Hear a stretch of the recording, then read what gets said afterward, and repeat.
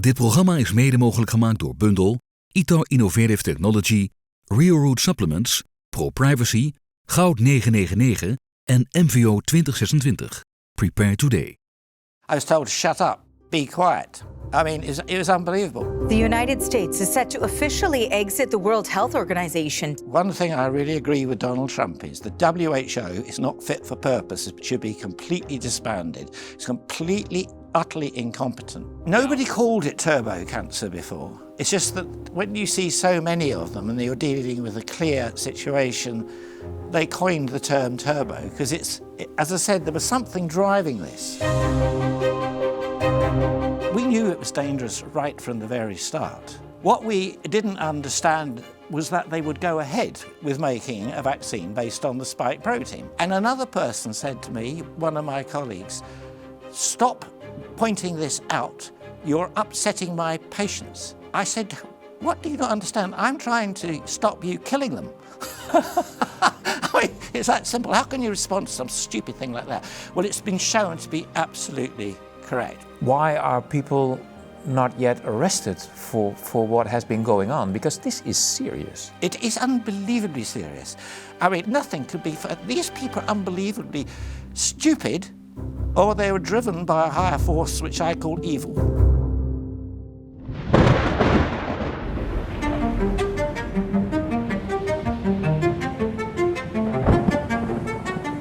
Water and wind collide while the lighthouse keeps its quiet watch.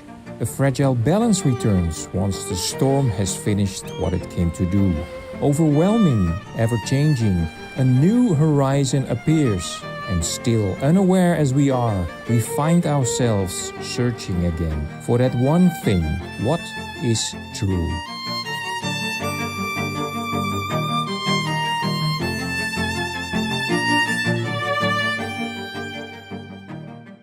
Wonderful to have you here, Angus, all the way from London. And this program, you might not know, is some sort of format that I use to unravel the unbelievable complex world that we're living in. And I hope we'll find some answers today for the questions that I have. But first of all, maybe you can explain to the people who are watching, who is Angus Dalgleish? Okay, well, as you said, I have been a professor of oncology at the University of London.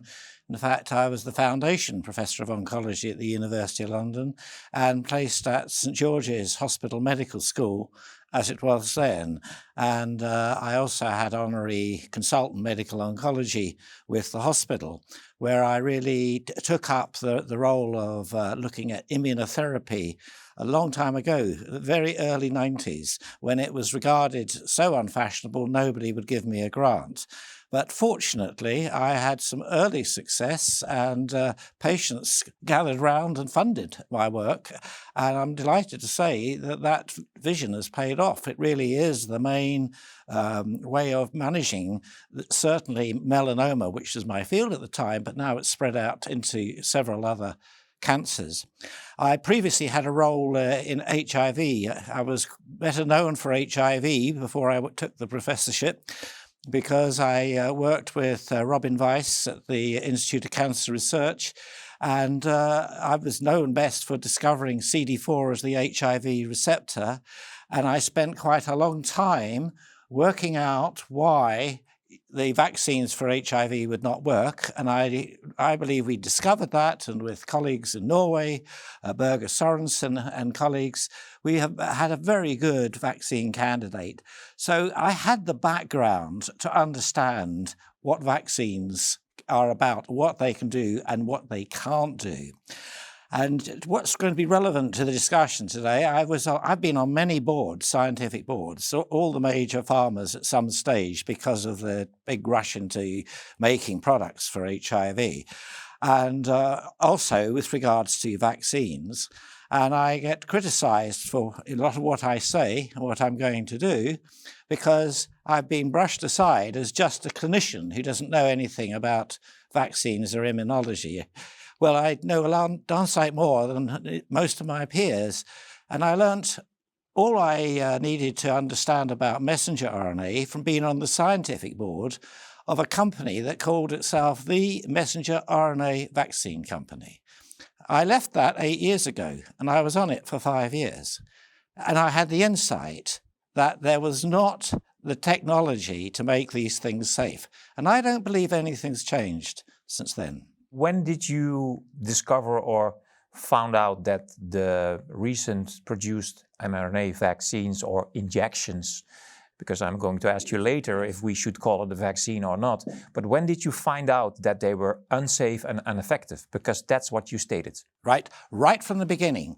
And by the way, that if we defer to calling them vaccines, that several colleagues and I feel we should call them vax-genes as opposed to vaccines. Because it's gene therapy? Because it's gene therapy. It's not vaccines at all. So when did I discover that they were potentially dangerous? Well, the first thing was, as soon as the sequence was released by Nature, I was working with an HIV vaccine with Børge Sørensen in Norway, and it actually worked. I mean, he called it sort of Vax4X, and I got involved in making it a bit better, and I believe it's as good as you're ever going to get now. But interestingly, for those who cry out that it's the most important thing to do, they took no notice of it. But that's another thing. But when we saw the sequence, Børge called me and said, let's make a vaccine along the same lines that works for HIV. And that is, you pick 4 or 5 core sequences that if you take them out with a vaccine, the virus cannot exist.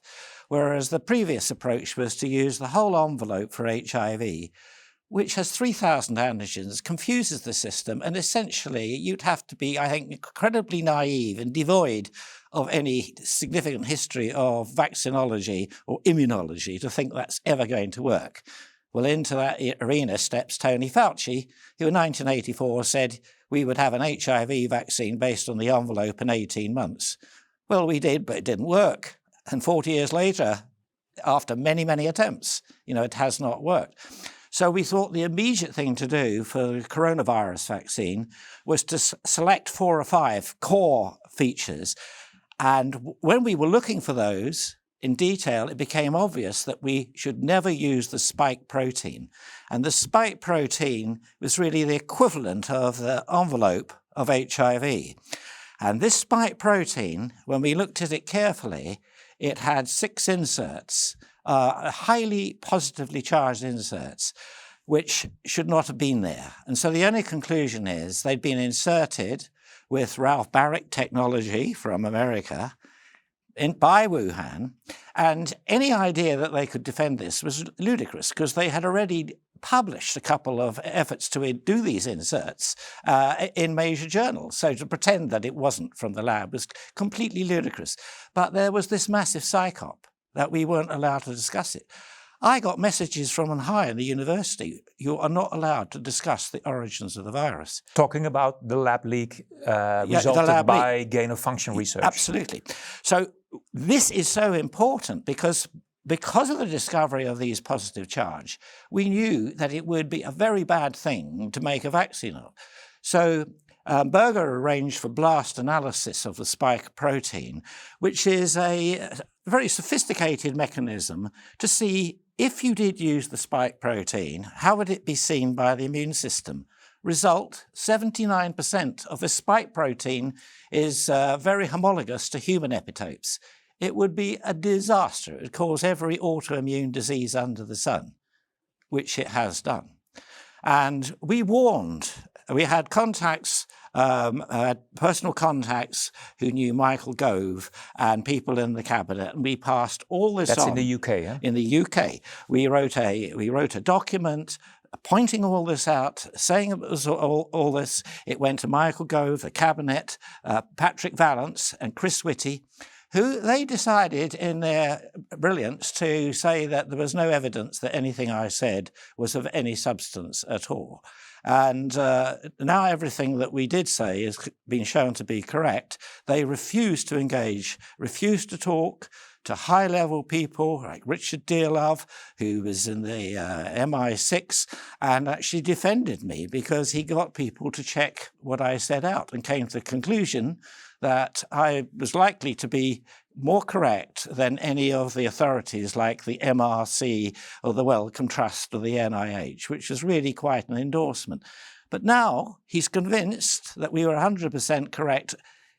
Vallance and Co. will not talk to them. There's been several attempts by the major newspapers to do so. So at any rate, with answer to your question, we knew it was dangerous right from the very start. So this is the first part. What we didn't understand was that they would go ahead with making a vaccine based on the spike protein. And when they did, we warned them, and this is messenger RNA aside, this is any vaccine. And of course, they were going with AstraZeneca, which is a British company working with Oxford, University of Oxford, and a vaccine institute, which is based there, who'd been obsessed with making vaccines using an adenoviral vector from a chimpanzee as an ideal vaccine. So once again, people were opportunists without thinking. They didn't think. We've got a technology, it's not been much use for it before, now we'll go on the world stage. And what did they do? They put the spike protein in it. And then that's when we went even more ballistic and saying, this is the last thing you should put in, because we know that the spike protein binds a receptor called the ACE2 receptor. And that's, we have to sort of mention that bit of detail, because that ACE2 receptor is basically the commander of the cardiovascular orchestra. It's highly expressed in the heart, controls blood pressure, controls heart rate, everything. If you do a vaccine based on this with the antibodies to this, you will create mayhem and all sorts of cardiological damage. And we said, do not do this. There will be heart attacks, strokes, myocarditis. And then we looked at our homology and found that antibodies to some of these homologies would induce serious thrombotic and clotting syndromes. And sure enough, every single one of these has happened. But it was worse than that. Because these inserts were so positively charged, they went beyond the ACE receptor. So this thing could bind receptors that previously didn't sort of exist for such a coronavirus spike. And some of these were very interesting and very important, and they included receptors to blunt the innate immune response. So to have a vaccine that helps switch off the innate immune response is beyond stupidity. I mean, it should have scrapped it there and then. And these receptors are also involved in smell and taste. Does that ring a bell about the coronavirus, that it took out taste and smell? So we knew clinically that these observations and predictions were all correct. So it was very interesting that the AstraZeneca, and we get into other areas here, the AstraZeneca vaccine, and that was a vaccine because it was not based on messenger RNA. It's the one thing we should bear in mind. It caused problems, cardiovascular problems, particularly as they rolled it out into younger people. Palpitations. My son and two of his friends had these issues, and we know they cause now myocarditis, heart attacks. Your son was injected with AstraZeneca?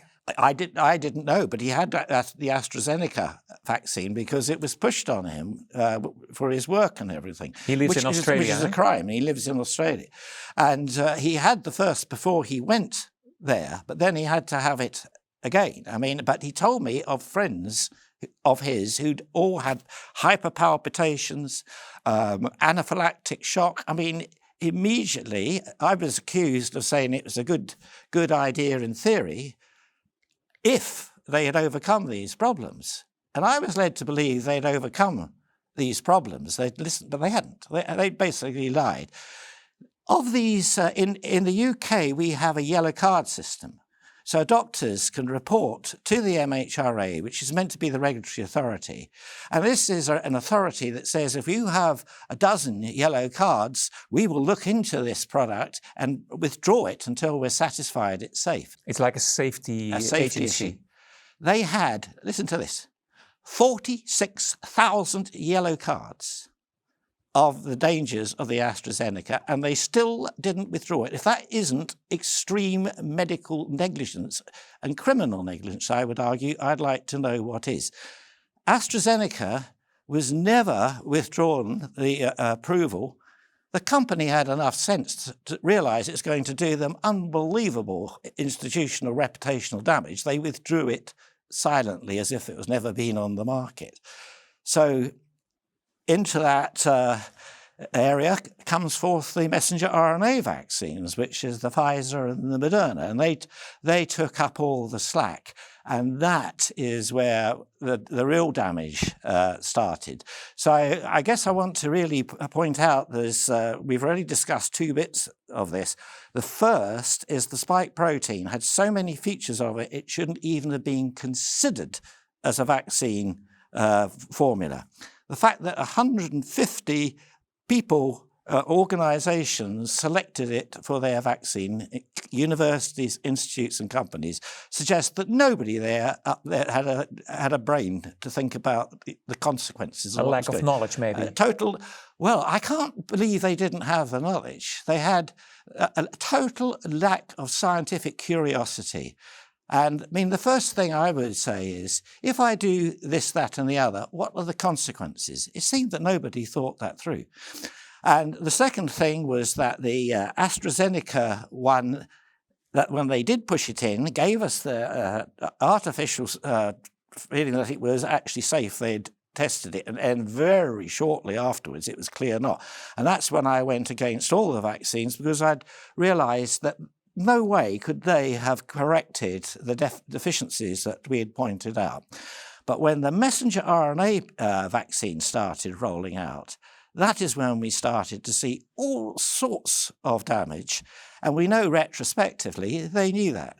And you're still a physician. You work in a clinic. Yes. Have you seen an increase of people with all these problems that you addressing? Yes, thank you for asking that question, that I work in a clinic. Have I seen these things? I do not need to go to the clinic to see them. I see it in friends and colleagues, community, clubs, etc.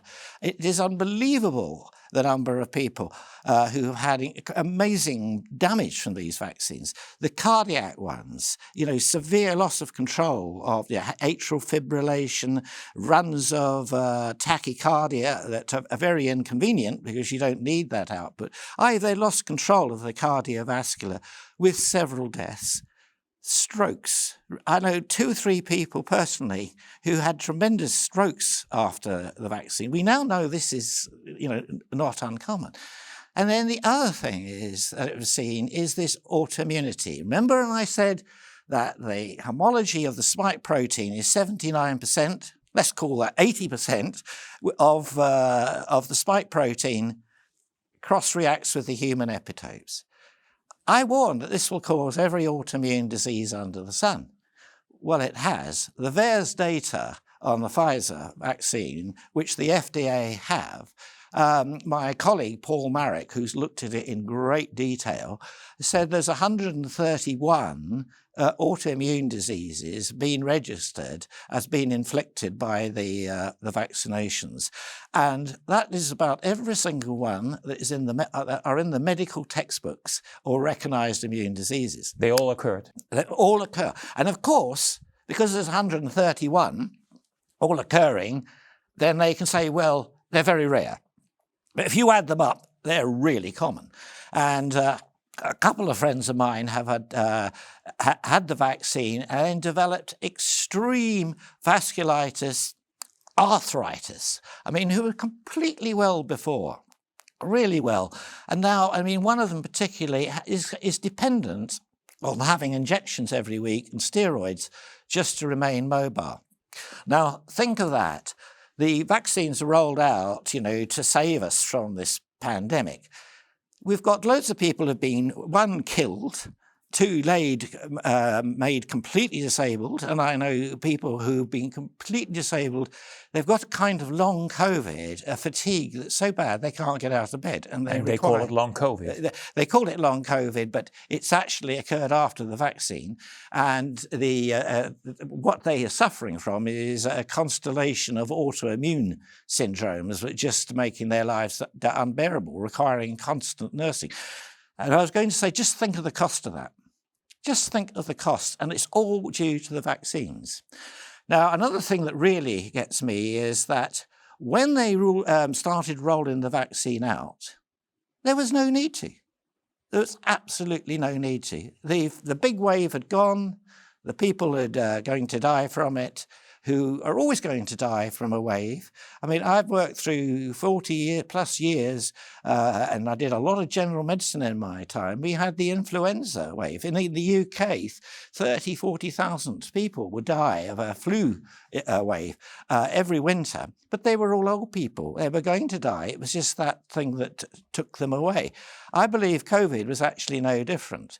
Would you actually call it a pandemic? No, I wouldn't. Well, it was a pandemic in the fact everyone around the world seemed to be affected by it. Yeah. But a pandemic that was serious, that required measures such as lockdown and vaccination, there's no way. And that brings us to the question, what is the definition of a pandemic? It has been changed in 2009 by the World Health Organization, because before people had to die with great numbers, but they changed that definition by that it had to spread and everybody has to be infected. And it made it easier to roll out this whole process for the pandemic. Yes, well, it's almost certainly, we have colds and flus that are rolled out with variations every year around the world, and you could loosely call those a pandemic. But a pandemic that needs WHO to get involved should be something that spreads, that kills over a third of the people that it infects. And there's no way at any time did the COVID get anywhere near that. Ondernemer, dit wil je niet missen. MVO 2026 is uitgegroeid tot een uniek event voor wakkere ondernemers. Een dag waar strategie, vrijheid en toekomst samenkomen. De energie, die is nu al voelbaar. Ondernemers uit heel Nederland en daarbuiten hebben hun plek al verzekerd. En het gaat hard. Steeds meer mensen kiezen ervoor om te bouwen aan hun plan A, hun plan B en hun plan C. Hier of met het buitenland in gedachten. Op 12 juni komen ze samen tijdens MVO 2026 Prepare Today. Er zijn nog een paar plekken beschikbaar. En wil je erbij zijn? Ga naar mvo2026.nl en claim jouw ticket.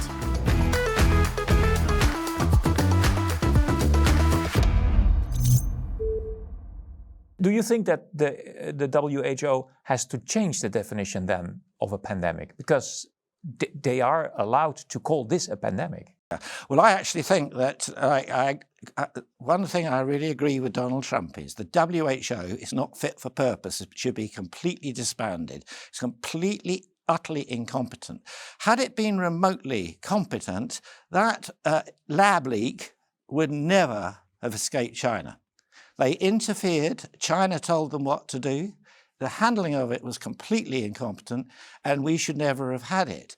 Now, you could say, well, that's a mad speculation. Well, when they did a influenza pandemic coming from China review, the last government under Jeremy Hunt, etc., before Chris Whitty was the chief medical officer, Sally Davis was the chief medical officer, and she reported back, well, we've been assured that if it does occur in China, they would know how to deal with it, and there's no way it would affect us, so we don't need to worry very much. I mean, and do you know what? That was probably true. But then China strongly backed someone to take over the WHO that they could control. And that's the current guy, Tedros Ghebreyesus, if that's the right pronunciation. But it's remarkable that he is not a medical doctor and seems to be remarkably stupid in his pronouncements and the things he says about all sorts of things, and seems to have no understanding. There was somebody there who was called Dr. Nabarro, David Nabarro, who should have got that job, but they made sure, with the backing and the way the WHO was, that he didn't, because there's no way he'd allowed lockdowns. There's no way he would have allowed the vaccines. So there are big forces on high. Tedros is a useful puppet for them. And what the WHO seems to be very keen is to go along with what I call now the pharmaceutical industrial complex, to set the stage for pandemics to be rescued by new vaccines produced by this pandemic. Oh, by the way, we've got a new technology. It's called messenger RNA. We can basically fire it up so we have a vaccine in a few months. Now, that's another piece of naivety, because coronaviruses, the waves, don't even last 2 to 3 months it takes to do a vaccine and roll it out. And one of the other papers we did, I worked with lots of different groups interested in immunology and proper vaccines, etc. And we decided that we would review the history of coronavirus vaccines. And it was really interesting. We had to, because it was the start of suppression and censorship, etc., we had to produce this review under a title that suggested there was nothing of the sort in it. But it was fantastic. Otherwise they wouldn't publish it. Otherwise they wouldn't publish it, no. So, and when you actually saw the review, it's even more reason to believe that the people who were there, who allowed all this to go ahead, were guilty of either gross incompetence, negligence, or corruption. There's nothing else. They can choose some or both, but there's no other escape. Because if you review the coronavirus history, as my colleagues and I did in detail, it's been going on intensely for over 20 years. They're very keen on it in the veterinary world, let alone the human world. And what happens is the coronaviruses can never be vaccinated against. And I tell you why, for just very simple reasons. First of all, by the time they get the vaccine ready, however warp speed, remember they love this warp speed, the wave's moved on. So your vaccine is against something that no longer exists. You're already behind. Already behind. But it's worse than that, because the vaccine induces an immune response that's entirely focused on something that doesn't exist. So when the new variant comes in behind it, it doesn't see the new variant. It thinks it's the old variant, and it shoots these antibodies up, which do not neutralize any of the new variants. But what it does, it binds the virus and enhances its infection. It's called antibody-dependent enhancement, which means that for every vaccine you give, you actually induce more useless antibodies that make you more likely to get infected. And we've seen this with the COVID boosters, which is another criminal. It is to even entertain these is criminally insane, because if you just look at the literature, it's full of basically, I would say, a brief thing from virology vaccines. If a vaccine needs a booster, it doesn't work. And if it needs another booster, you're wiping out your immune system that basically controls everything else, because it suppresses the T-cell response. And that brings us right back, is what would I have done right at the beginning? I would have said we don't need a vaccine. We need things that completely boost the T-cell response. And there are a lot of things out there, very, very simple. But something over-the-counter, vitamin D, is the best booster for T-cell response, other than some intervention like a vaccine booster or something like that. So we really didn't need all these things. So I'd just like to point out that the Cleveland Clinic published in its staff, which is the largest healthcare thing in America, that the more vaccines you had, the more likely you were to get COVID. And I was amazed that they didn't get, the censorship came in. Lovely graphs. If you have no vaccines, COVID, if you have one, if you have two, if you have 3, 4, every booster you have increases your chance of getting it, which is exactly the model that we looked at and predicted. So the whole idea of vaccinating against these, the only justification was commercial. Angus, if this is true, and I assume you are the specialist here, why are people not yet arrested for what has been going on? Because this is serious. It is unbelievably serious. And, you know, when I really did make a fuss, and I made a fuss even to the point of telling the cabinet about that all they need to do is make sure the really low levels of vitamin D in our population are increased. I calculated it would cost 40 to 50 million. Well, I think the cost of mismanagement of the COVID is already $1 trillion plus because of the long-term economic people who didn't get proper education, whose mental health was destroyed. And then we'll go on, I already mentioned the people who are no longer economically productive because they've had cardiac failure, there are all sorts of diseases they can no longer work. And this is all before we get to my observation on cancer, which is, I believe, is going to be a tsunami. No, we pointed all this out, and it's like one of the guys told me, he said, well, you're the only one. Now, if you're probably unaware, in Britain, we had an unbelievable thing with the post office. We had these post office submasters who run all the post offices in every village and town in England. And the government introduced this big computer system which they bought. And in no time at all, they were accusing all these postmasters of stealing money. The computer said that they were stealing money. So rather than look, if you realize there's an identical imprint going on here, rather than look at, is this computer accurate, they started prosecuting these people. And they started at 50, 70, in the hundreds. And then when people produced absolute evidence they couldn't have stolen, it had to be a flaw of the computer, they were all told they were the only one. Well, eventually they got together and there was at least 700 of them who'd all been told they were the only one. Now, I was told I was the only one making this fuss about vitamin D and the way they were managing and the madness of the vaccines. I didn't believe that. And I've subsequently met several people. There tend to be professors of my generation who know a lot about vaccines and immunology. They all said the same thing. Yeah, but you might not be the only one, but you were maybe one of the few who dared to speak out and to risk the career and your image. Well, I didn't even think about this. But this was a crisis where they were really it's like turning the guns. But a lot of doctors, medical doctors, were scared because they all had their mortgage. They didn't want to lose their jobs. Yes, you could say that I was fortunate that I was past my sell-by date, and that at 70, that when this happened, I was still working. But I felt it was my job.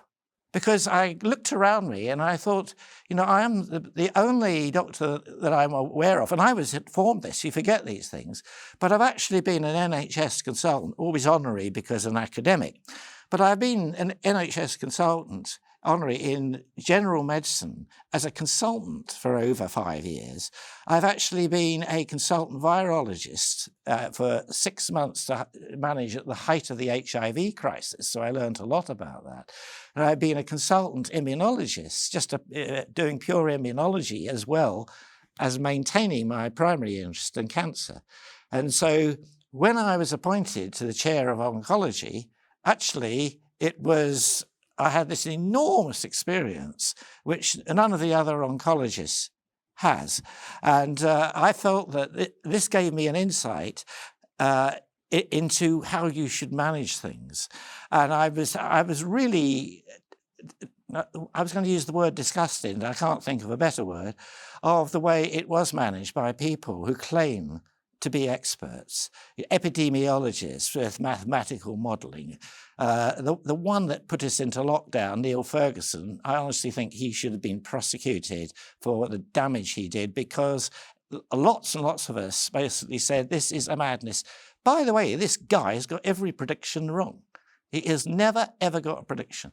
And if you do a modelling that says, if somebody has a virus and it jumps to somebody else and you model 2, 4, 6, like that, you're obviously going to get horrendous figures. He said 500,000 would die in no time at all. But these people know anything about infections and pandemics because it's incredible. All infections go in waves. They all peak and die out. And then you may have another 2 or 3 waves. Viruses somehow evolve. They don't want to kill everybody. I mean, it's not in their interest to kill all their hosts. So they attenuate. So you might get a bit ill, but they don't kill you. It increases their chance to jump to somebody else. Sounds logical in a way. Very logical. But this is the other thing, was the vaccines were told to be the cavalry that would save us, and that it would stop jumping, so it would kill the pandemic. By the time they introduced the vaccines, the pandemic, in my view, was over. They were trying to create all sorts of useless scares, different subtypes, delta types, things like that, and Omicron, which the South African came out.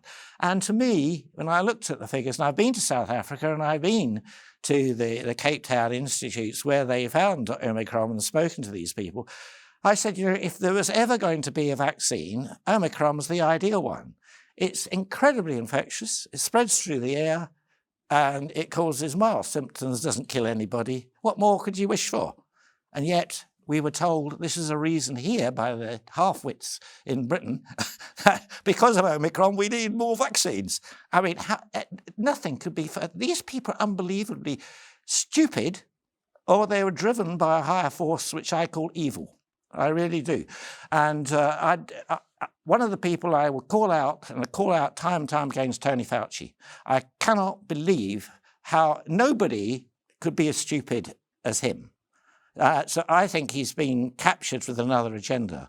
I knew him, I met him very shortly after we published our Nature paper and CD4 receptor, and I went to all these meetings, by which time he was a very young head of the National Institute of Allergy and Infectious Diseases. And he desperately wanted to call the shots, kept giving big lectures everywhere. And I'll confess, I wasn't that quick or bright to pick this up. It took me at least 2 or 3 years before I started to question what he was saying. By this time, where's the vaccine, Tony? Sorry, you promised 1984 that we'd have it in 18 months. We're getting to the late 80s now and there's no sign of it. And then all these mechanisms for promotion and what have you of it, pushing the AZT on it. And I suddenly realized, wait a minute, we knew about AZT from oncology. It was so toxic, we wouldn't give it to leukemia patients. And here it is being promulgated for HIV. Anyhow, I really began to think these guys aren't particularly bright, or they've got an agenda. And I'm afraid I will leave it at that. And Ken Creedy, I think is the right name, published a book which sums all this up and encapsulates all my fears and everything I was concerned about. And he called it Fauci's First Fraud. It's worth looking at because it's the blueprint that he used for handling the COVID crisis too. And there's a very big blueprint there that was kind of like a dry run for COVID in many ways. How were you treated in the UK when you spoke out? Because you are somebody with authority. I mean, Yes. You've been in this business for decades. Yes. As you explained also, your titles, your roles, your advisory boards. So when somebody like you speaks out, people should listen. What happened? I was told to shut up, be quiet. I mean, it was unbelievable. When we discovered that the virus was genetically engineered and it had to be taken on board, otherwise the vaccines based on it would be a disaster, there was a directive in email from the principal at the time saying we weren't allowed to discuss it, that the University of London thought this was too sensitive. And words like saying it came from China is racist. I mean, they're so encompassed. Are you serious? I'm serious. They're so encompassed in woke. This is why the universities are collapsing and why they deserve to collapse, to be quite honestly. I just think there's far too many useless universities producing people. And when you get people... The University of London wrote you an email that saying that the virus came from China is racist. Yes. And, well, that was one of the things that was said about it in the discussions that came about, after it was released.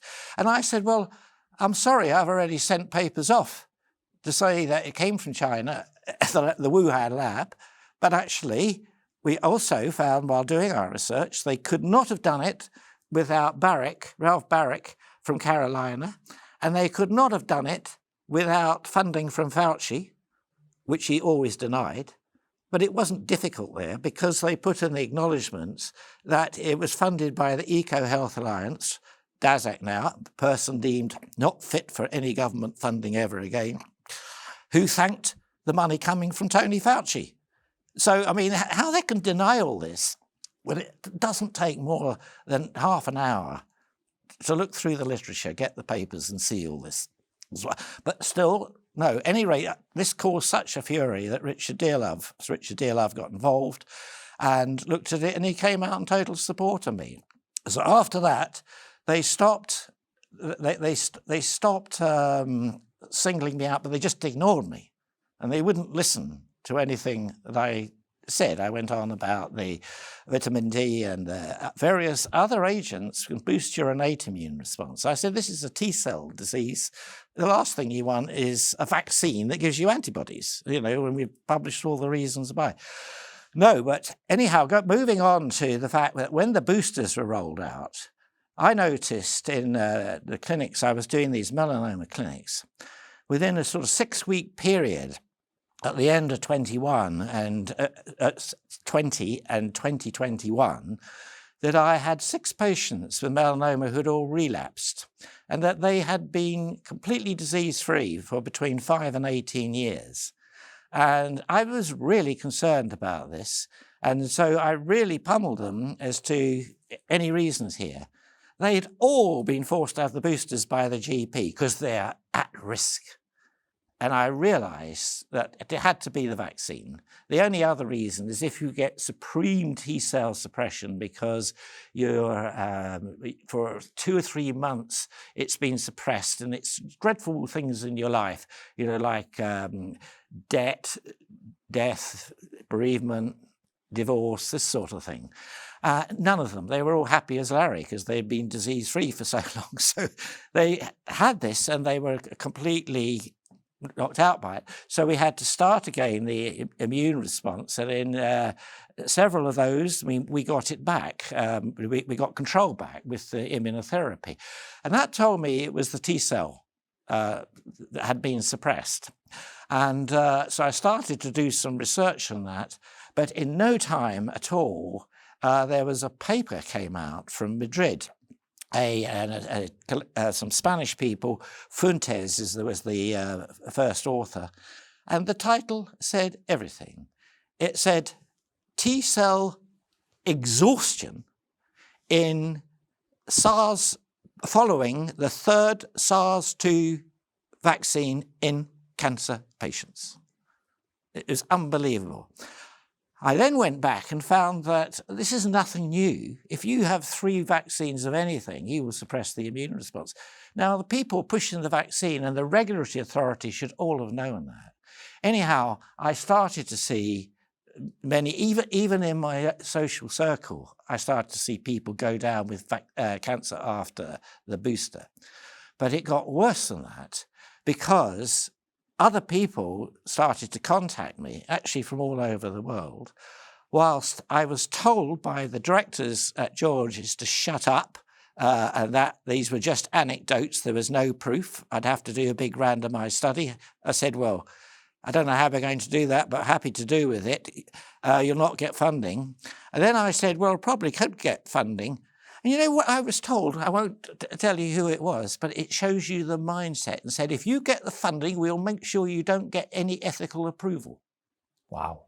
And another person said to me, one of my colleagues, stop pointing this out. You're upsetting my patients. I said, what do you not understand? I'm trying to stop you killing them. I mean, it's that simple. How can you respond to some stupid thing like that? Well, it's been shown to be absolutely correct. We had a very brave surgeon up in the north of England who contacted me, and he said, I don't do melanoma, but I'm seeing the same thing in colorectal cancer. And he said, it's really quite amazing. In short, he said, colon cancer has been increasing for the last decade, and in younger people. We know that, and there's lots of reasons for it.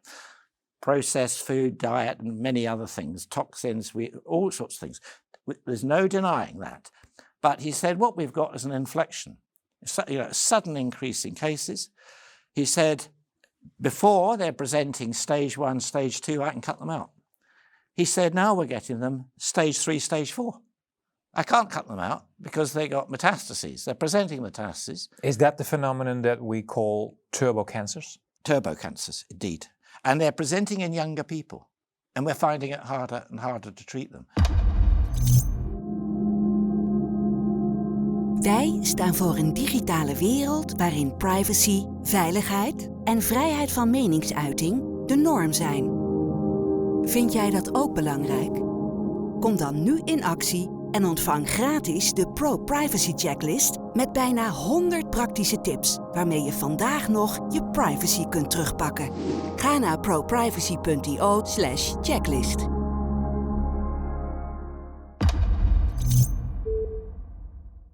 Did that exist, the turbo cancer phenomenon, before the Nobody outroll? called it turbo cancer before. It's just that when you see so many of them and you're dealing with a clear situation, they coined the term turbo because as I said, there was something driving this.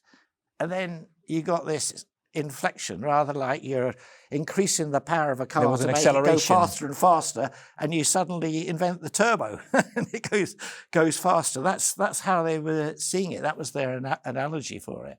And looking back, I've seen many cases of so-called turbo cancers, but they're very individual, very rare. You don't see groups of them. You wouldn't say stage 1, 2, 3, 4 and turbo. We'd never have done that before. They were all too isolated and very odd and strange.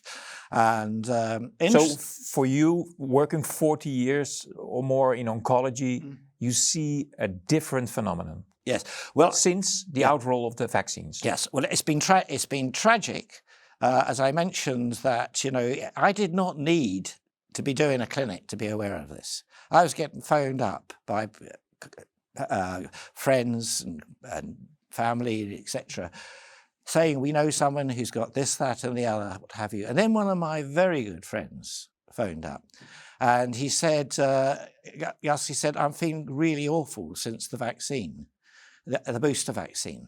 And then I realized I had 3 friends who'd all had the booster vaccine against my advice. But they'd had them because they were told they couldn't travel unless they had a vaccine within a certain number of days, which meant the booster vaccines.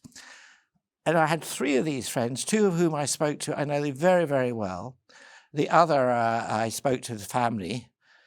All of them had the vaccines just so they could travel overseas for 70th, birthday celebrations, and one so we could travel overseas for his son to get married. Now, all these people had this booster to travel, and they felt awful after. The 2 I knew personally and spoke to, I said, it really looks like what they were describing. You're getting a kind of post-vaccine long COVID syndrome. You're feeling awful. This is exactly what the COVID syndrome was. And by that time, I knew that vaccines induced long COVID far more than COVID ever did. I mean, they tried to deny that. There's no doubt about that. And they got worse. And then, I mean, these were in parallel, these people, and they started getting bone pain. And I said, you've got to get scanned. We've got to see what's going on here, because long COVID doesn't cause bone pain, not like this. Anyhow, both of these people had explosive metastatic disease throughout their skeleton and in their hips. Both of them had to have hips done, what have you. One of them had myeloma. Sorry, yeah, he did have myeloma. The other one had melanoma, and that was the one I was asked with the consultant to help with the treatment. We made sure he had the very best treatment, immunotherapy, the bone treatment, everything. We might as well have just done holy water. The disease went through and killed him in no time at all. And what was his age? His age was exactly 72, 71, 72. Is that common for people at that age, 72, to have a certain increase of the cells? Well, at the level, no. It does happen. Because as far as I know, elderly people don't increase cell production so fast. That is quite right. That was something. This was like a fire went through his body. I mean, it was unbelievable. And the other thing is that if you have cancers that replicate quickly, they're often more susceptible to chemotherapy because they are replicating so quickly. Ironically, it's the slower ones that we have trouble with chemotherapy because there's always some going on that don't get killed. A very good example of this is some of the aggressive lymphomas who are completely cured with chemotherapy and now locked away with immunotherapy as well. Now, the other close friend had the same thing, but his diagnosis was myeloma, not melanoma. Myeloma is a cancer of the bone marrow. It's usually diagnosed on a random blood test or because people have vague symptoms and it takes a while. This guy basically presents with bone collapse, metastases everywhere, and has to have transplants, stem cell transplants everywhere. And he got a diary of that. The disease started the day, literally within hours of the third injection. So he never got, that's the irony, neither of these guys got to the very events they had the unnecessary vaccines for. I mean, it's just unbelievable.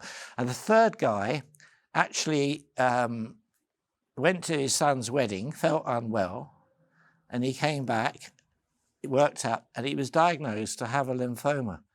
Now, he had a lymphoma 10 years before, completely cured, as most of them are. And he'd not had any symptoms of relapse. I mean, it's forgotten about. So he goes back to his cancer doctor and says, I feel unwell. He says, your lymphoma's come back. And he said, why is that? He said, the oncologist says, and this is somebody I don't know. The oncologist said, have you had a booster vaccine, COVID vaccine? And he said, yes. He said, I'm afraid it is almost certainly that. I am seeing so many cases relapse after they had the COVID vaccine. So people are aware of it, but they're not speaking out about it because they're being told to shut up and be quiet. The suppression of the damage that the vaccine's done is beyond belief, and I think it is criminal, absolute criminal. Unless, of course, you're in charge of a government and a health service where your number one goal is to reduce the population dependent on the NHS and pensions, etc. If that's your goal, you're doing quite well. Who's benefiting from this? Because also Pfizer is probably getting trouble with it in the end. I mean, what agenda is being served here? What agenda is being served is, I have no idea of it other than it's pure evil, and it comes from this idea that they have to have this medical industrial complex to keep people healthy. But it's ironic that the more vaccines and the more drugs for everything, the more unhealthy people have got. Robert Kennedy has pointed out we're more unhealthy now than they ever have been in the last 20 years. And it correlates beautifully with the number of vaccines, the number of people on long-term drugs. So I would just leave it at that.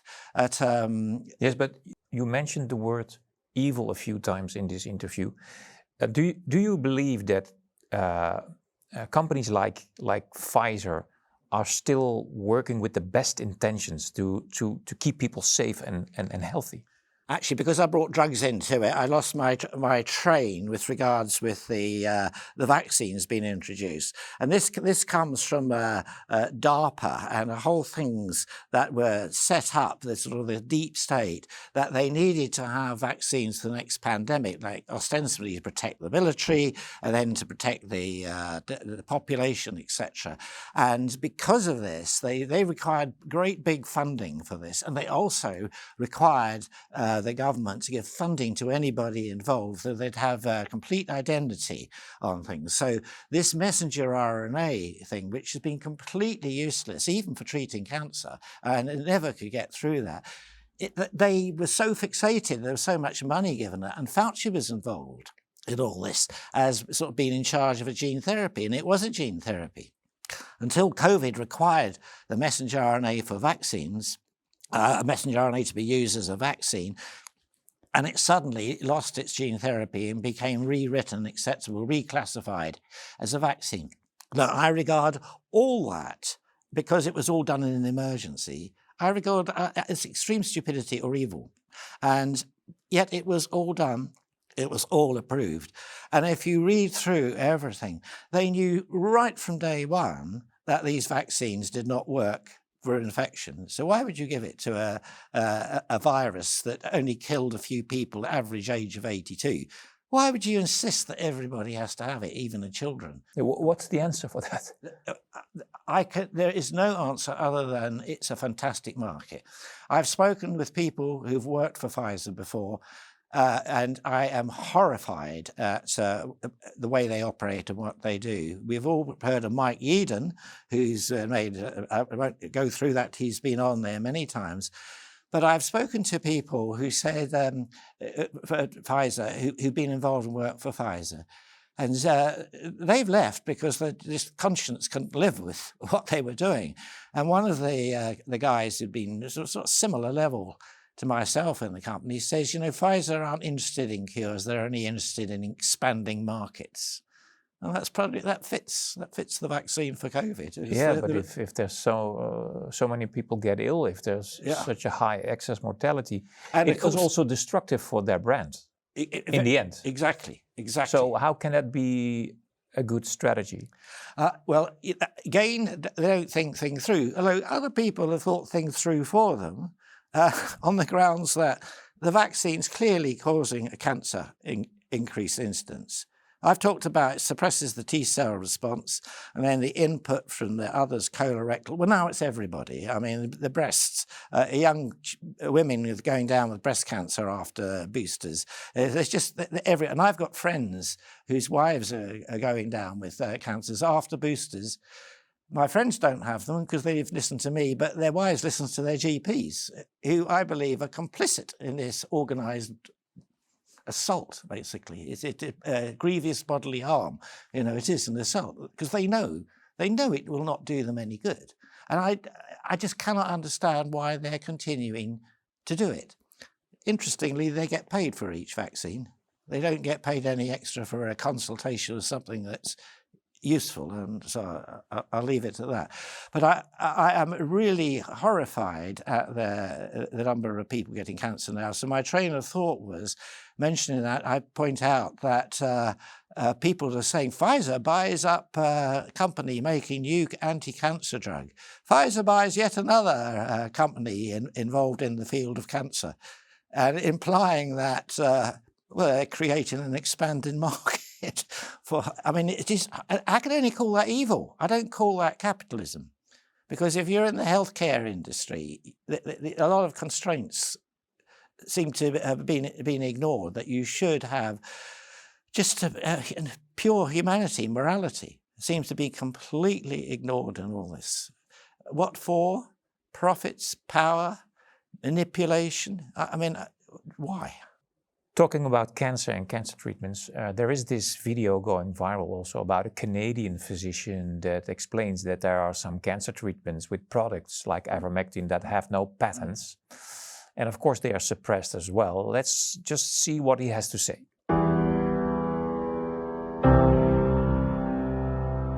Cancer is no longer a death sentence. I'm Dr. William Mackis, a Canadian physician, board certified in nuclear medicine, radiology, and oncology. I run the world's largest ivermectin cancer clinic. Over the past 2 years, I've helped over 6,500 cancer patients with repurposed drugs like ivermectin, mebendazole, and fenbendazole. Chemotherapy can be very difficult on cancer patients, and some cancer patients really can't even handle chemotherapy. But those who can, they can really enhance their results by adding ivermectin. Over the past year, having treated over 6,000 cancer patients, there have been some incredible stories. We had a prostate cancer patient who was diagnosed with stage 4, everybody knew it was a terminal case. The patient got an appointment with an oncologist. The best they were going to get was a palliative chemo to give them maybe a couple of extra months of life. But in Canada at the same time, the patient also got an appointment for MAID, which stands for Medical Assistance in Dying. It's euthanasia. One of the family members got very upset at this and so started the patient on fenbendazole, which is almost identical to mebendazole. And then they added ivermectin to it as well. And after about 4 or 5 months, this patient that hadn't gone for their appointment for euthanasia became cancer-free. They went from stage 4 pancreatic cancer to being cancer-free. And so this was a life saved, and not just saved, but a patient who'd really beaten cancer. In January of this year, Mel Gibson was on Joe Rogan's podcast and started talking about some of his friends who had stage 4 cancer and who were really in bad shape. I have 3 friends. All 3 of them had stage 4 cancer. All 3 of them don't have cancer right now at all. And they had some serious stuff going on. And what did they take? Jesus. They took some, what you've heard they've taken. Ivermectin. Fenbendazole. Fenbendazole, yeah. That's I'm hearing that a lot. They took those repurposed drugs and they're now cancer-free. Angus, do you believe that these products work for cancer treatment? Well, it's not a matter of belief. It's a matter of looking at evidence and being very cynical about it. And before it came out with these drugs, I was looking at repurposed drugs very much, which I think are incredibly important to cancer. And I will mention 2 of them because I was pushing them at the start of COVID, and we've shown that they are very, very useful in the COVID. And interestingly, they're both useful in cancer treatment. The first of this was a heat-killed mycobacterium, which is related to BCG, which interestingly we've known for a long time boosts the overall innate immune system. And the second one is low-dose naltrexone. And low-dose naltrexone is what it says on the tin. It's low doses of naltrexone, which is an anti-opiate drug. The last thing you would think that it would have a use in treating cancer and many other inflammatory diseases. Well, I was so interested in this, most of my colleagues brushed it off as smoke and mirrors and snake oil and things, but I saw patients clearly benefit from this. And I knew it was only that because I tried many others and I was surprised, the response rate. So I said, I want a mechanism. I'm a scientist, hopefully. I want a mechanism, and all the mechanisms do not explain this. So because I'd done the receptor for HIV, the CD4, I thought it has to be working through another receptor. It's not just the opiate receptor. So with very good immunological colleagues, we cast the net wide, and we found it inhibited a receptor called TLR9. You don't need to worry about what that is, but it's an inflammatory receptor. If you stimulate it, you produce all these inflammatory cytokines. One of them is called IL-6, interleukin-6. When it was discovered, it was called cancer growth factor. So here we discovered that this agent has to be working through blocking the inflammation, because we'd seen it helps in Crohn's disease, rheumatoid arthritis, psoriasis, fibromyalgia, and this would explain why it is so good, because no other anti-inflammatory works through this pathway.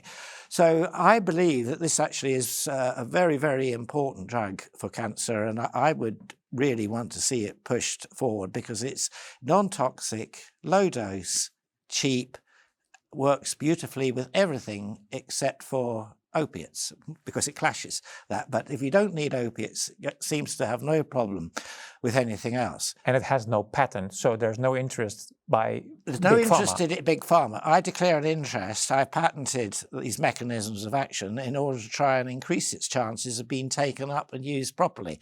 Because without that, no one is going to pay for these ridiculous costs of trials to get these things approved. Would you treat people with these products? I do. It's not. Is it allowed in the yes, UK? Yes, because once again, I'm allowed to repurpose drugs.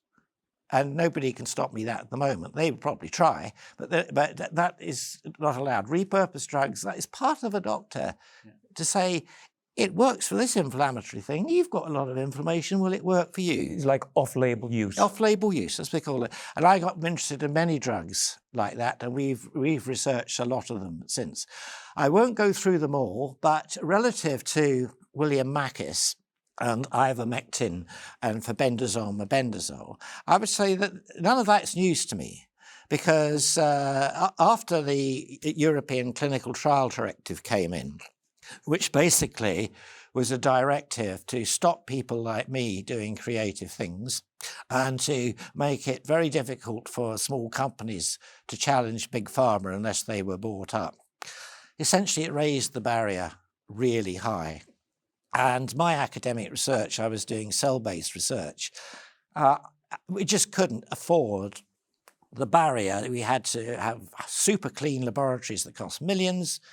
Only big pharma could afford that. So basically, a big research project, I was doing dendritic cells and various ways to improve them and doing very well. It was fantastic, but suddenly stopped. I was told, if you continue, you'd be committing a crime, you'd be breaking the European rule, etc. I mean, I won't go into that now. But because of this, and I couldn't treat my patients with this, I became aware that in Germany they could. And in German doctors, because of this virtually what I now call the magisterial code, which actually is applicable to the whole of Europe. It's just that we didn't know that at the time. But the German doctors were basically doing all sorts of things that I would do, but I wasn't allowed to do. So they asked me to go along to their meetings, got very friendly, really liked them. And so all forms of alternative repurposing was being done. And I thought this is the way to go. And I mean, I really enjoyed it. But this is something that everybody should know. If there is a cancer treatment that really works and it's so cheap and easy and it doesn't demolish your body like what these chemotherapies mostly do. Yeah, but this is the point. Everybody should know this. They should. They allow it to occur, but they pretend it doesn't exist from the insurance and the medical services, etc. They kind of ignore it.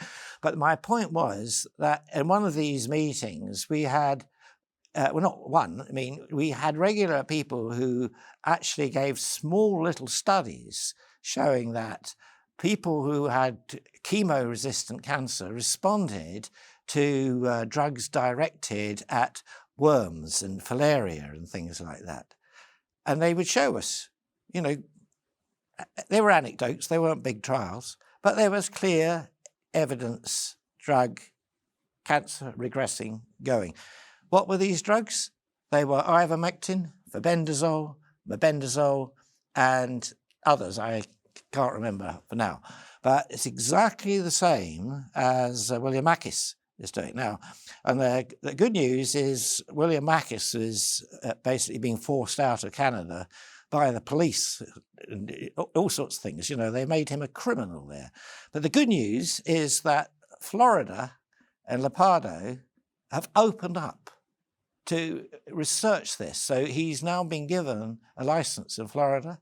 There's a massive budget to research these drugs now for cancer. So that is the good news. Hopefully we will get some really hard information, because at the end of the day, it's been lots of very, very good... They're doing some clinical trials now. They're very good anecdotes. But I and others have looked at the ivermectin, and it has all the hallmarks of being a very good anti-cancer agent. If somebody's watching and suffering maybe a cancer disease at the moment, or has relatives with cancer, what can they do? What would you advise? Well, all I can advise is that, I mean, a lot of standard treatments are very good and they work. If it's clear that they've been told that they've just got a treatment and it's got a 40% success rate, but that you might as well put up with, just be aware there are an awful lot of things out there that the authorities basically just don't recognize.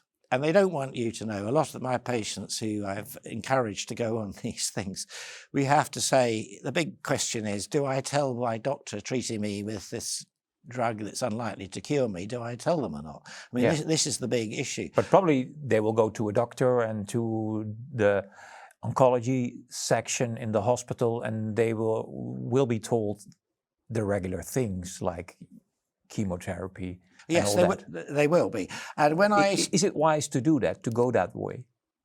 Well, it depends on the cancer, depends on the patient, depends on everything else. I mean, it's very hard if you've got a very effective treatment to tell people to do anything other, even if it is a bit toxic, if it's got a high chance of curing them. What I'm talking about is the patients who are receiving treatments that have a low chance of curing them, and they just feel exhausted, toxic with it. Is it worth their while trying these other things? Well, when these other things are quite easily available, very hard to get on script, ivermectin. I'm sure that is Big Pharma interfering with it, but they're very easy to get from a variety of sources, internationally, all sorts. I know plenty of people who get these very easily. Mebendazole's available in scripts, repurposed drug, that's not a problem. And people get fenbendazole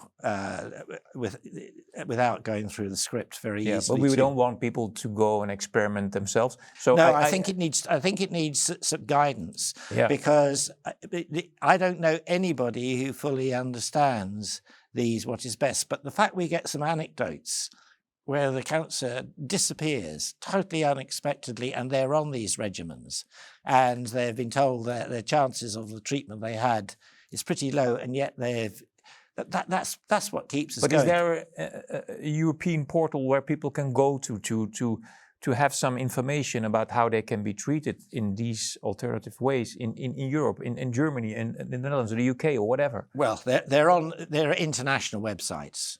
Basically, a whole range of people are discussing these and giving advice, what have you. It's actually encouraging doctors to incorporate them into their clinics, which the problem I have is like a patient who I put on low-dose naltrexone, who had a terrible prognosis. Basically, she had liver metastasis from a condition that usually kills you in less than a year. And she came to me and I put her on this low-dose naltrexone and boosted the immune response. And she had a very good response outcome. And she went back to her main doctor to say, I'm actually doing really well. And I said, what did he say? My God, are you still here? He says, that's the first thing. And then he said, what are you taking? And she said, well, I was exploring other mechanisms, and Prof. Dalgleish has put me on low-dose naltrexone here, and everything's settled down and I feel really good, and it's 2 years out. You said I'd be dead a year ago. And he said, what did he put you on? And she said, low-dose naltrexone. He said, it's not allowed, it's not approved, it's likely to be highly toxic, and you must stop it immediately. So I said, what did you tell to him? She said, I looked him in the eye, smiled and said, do you think I'm an idiot? And she didn't go back to him again. But that's the sort of attitude that's been ingrained. That should have been like me.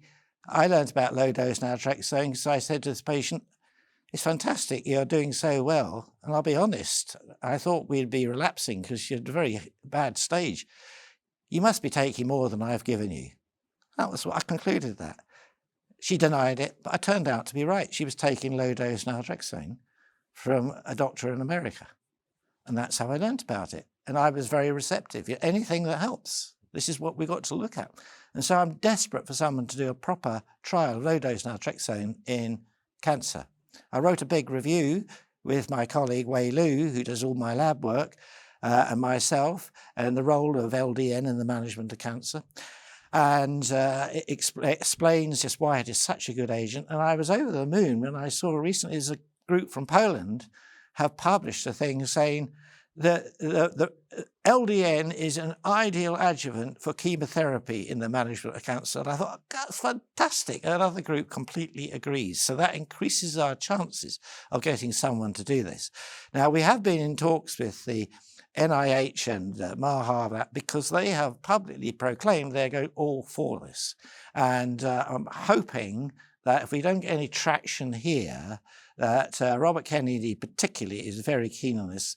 The low-dose naltrexone and the heat-killed mycobacterium agents that we have, which are so easy to give and zero toxicity apart from little local reactions, etc. But every trial has been positive, but they're all deemed as not big enough to be approved. Well, hopefully they've made noises that they're not going to allow that, because the whole system's set up that the only people who can get anything approved are the real big pharma, who control the whole thing. And Robert Kennedy's woken up to that.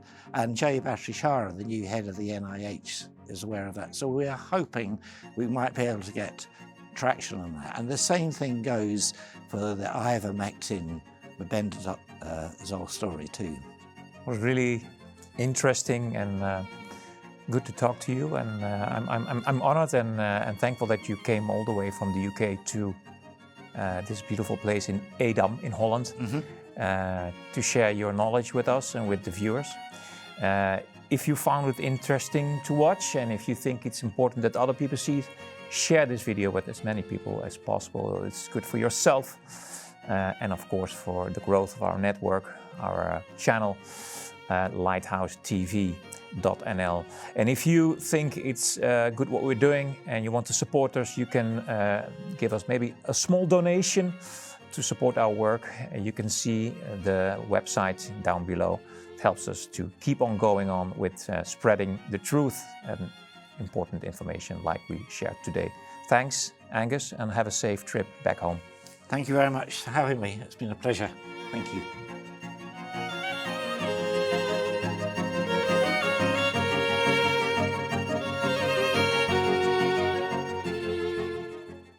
Dit programma is mede mogelijk gemaakt door Bundel, ITAR Innovative Technology, Real-Root Supplements, Pro-Privacy, Goud 999 en MVO 2026. Prepare today.